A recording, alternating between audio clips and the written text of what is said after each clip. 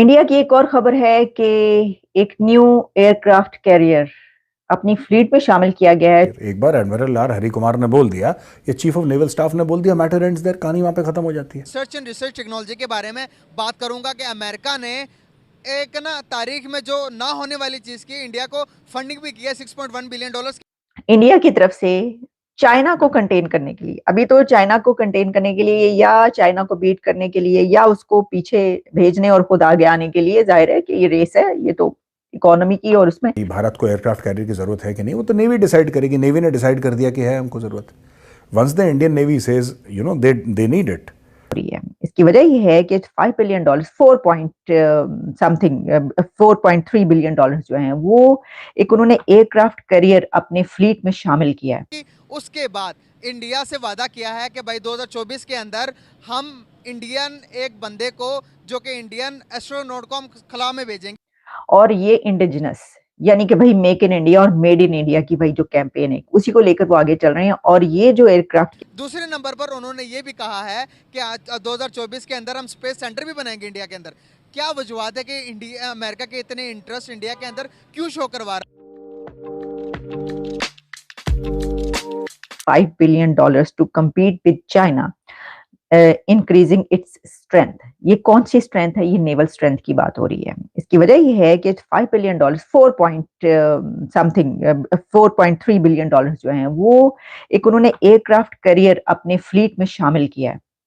और ये इंडिजिनस यानी कि भाई मेक इन इंडिया और मेड इन इंडिया की भाई जो कैंपेन है उसी को लेकर वो आगे चल रहे हैं। और ये जो एयरक्राफ्ट कैरियर, इसकी पहले मैं सलाहियत तो आपको बाद में बताऊंगी, लेकिन इसमें ये है कि इससे पहले आप जानते हैं कि आई एम विक्रांत, क्या वो जो है उनका फ्लीट वो मौजूद है पहले से। वो भी जो है इंडिजिनस, और उस पे सारी उनकी कैपेबिलिटी, सारी सलाहियतें लगी और उन्होंने बनाया। उसके अलावा एक और है जो कि मेरा ख्याल है रशियन मेड है। और अब ये एक तीसरा उन्होंने शामिल किया है। अब इसको जो ये बात की जा रही है कि इसलिए है कि चाइना को एयरक्राफ्ट कैरियर कभी अकेला नहीं चलता। एयरक्राफ्ट कैरियर का एक पूरा एक इकोसिस्टम रहता है आसपास। उसमें डिस्ट्रॉयर रहते हैं, उसमें सबमरीन्स रहती है, उसमें फ्रिगेट्स रहते हैं, उसमें एयरक्राफ्ट रहते हैं, उसमें रडार रहते हैं, उसमें हेलीकॉप्टर रहते हैं, उसमें इतना तामझाम रहता है। It is like an independent fighting force. America के जो एयरक्राफ्ट कैरियर है उसमें एक एयरक्राफ्ट कैरियर जो जेराल्ड टी फोर्ड क्लास का उनका एयरक्राफ्ट कैरियर है, उसमें एक एयरक्राफ्ट कैरियर को चलाने के लिए 5,500 से 6,000 लोग हैं उसके aircraft carrier. It's a floating city. Aircraft carrier को मतलब एयरक्राफ्ट कैरियर को टारगेट करना। लोग कह रहे हैं कि चाइना के पास ये मिसाइल है, मिसाइल मार देगा एयरक्राफ्ट को। सोशल मीडिया में लोग करते हैं ना, उनको नॉलेज तो है नहीं। आप बताइए तो किसने रोका है चाइना को? मारो मिसाइल, देखो क्या होता है। Aircraft carrier is the final एक जिसको कहते हैं ना आखिरी आर्ग्यूमेंट होती है, आखिरी दलील किसी भी देश की। एयरक्राफ्ट कैरियर से कोई उससे ज़्यादा बड़ी दलील कोई नहीं है। दैट इज द मैं तो ये कह रहा हूँ 45,000 टन का जो हम बना रहे हैं, हम क्यों बना रहे हैं 45,000? We should aim for at least 100,000 ton displacement. 1,00,000 ton displacement का हमें एयरक्राफ्ट कैरियर चाहिए proper with squadrons of Rafale. Aircraft carrier का मकसद क्या होता है? Aircraft carrier is an extension of your foreign policy.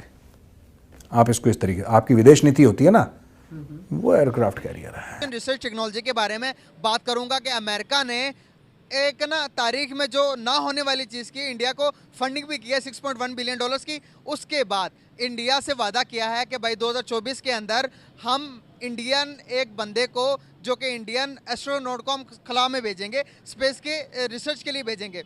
दूसरे नंबर पर उन्होंने ये भी कहा है कि 2024 के अंदर हम स्पेस सेंटर भी बनाएंगे इंडिया के अंदर।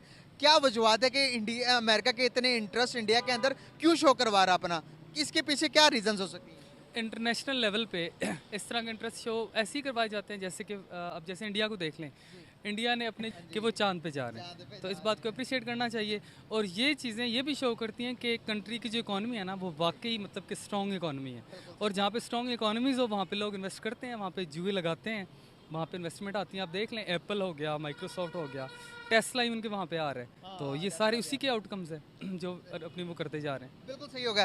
कैसे देखते हो आप एक space and research and technology के बारे में? अगर हम कंपैरिजन करें, पाकिस्तान को भी देखें, इंडिया को भी देखें, तो दोनों मुल्क कहाँ रिलाई कर रहे हैं इस टाइम, मौजूदा टाइम के? हमारी जो स्पार्क है वो माशाल्लाह आजकल प्लॉट्स लेने और देने वाला काम शुरू किया उसने। हालांकि उसका स्टार्ट बहुत अच्छा था। इवन कि जो स्पार्को की हिस्ट्री है वो ISRO से भी पहले की है, लेकिन वहाँ पे फिर जो काबिल बंदे नहीं आए। आप देख लें वहाँ पे FA पास, BA पास, ये सारे अब मतलब कहते हुए डर भी लगता है, ये सारे जर्नलों को उन्होंने उसके ऊपर बिठाया हुआ है।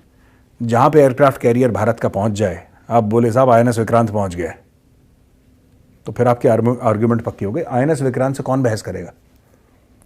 Do you want to argue with INS Vikrant? I don't want to argue with INS Vikrant. कहानी खत्म। तो ये मुझे लगता है कि ये जो भारत गलती ये हम लोग कर रहे हैं कि 45,000 टन का बना रहे हैं। हमारे पास 2-3 एयरक्राफ्ट होने चाहिए 100,000 टन डिस्प्लेसमेंट न्यूक्लियर। पूरी दुनिया में टहल रहे हैं, क्योंकि एक रिफिट होता रहेगा, फिर over a period of time वो साइकिल बदलता रहेगा उनका।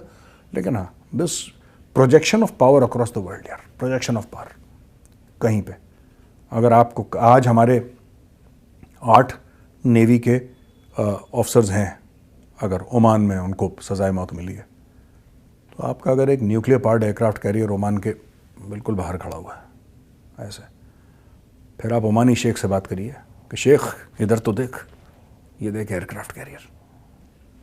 शेख इज्जत करेगा, सलाम वालेकुम बोलेगा, शेख बोलेगा आओ खजूर खाओ, तब शेख को दबाएंगे।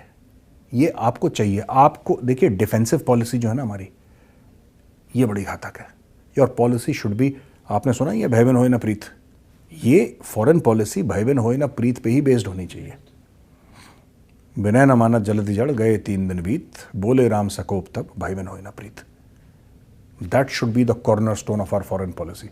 और इस पॉलिसी को अमल में लाने के लिए एयरक्राफ्ट कैरियर से बढ़िया चीज नहीं हो सकती। और इसमें ये बात कही जा रही है कि जो यूएस है इस वक्त वो साथ खड़ा है इंडिया के, और उसको पूरी सपोर्ट हासिल है इंडिया को यूएस की। और इस सिलसिले में जो चाइना है उसकी जो राइवलरी है यूएस के साथ, वो भी एक रोल प्ले कर रही है।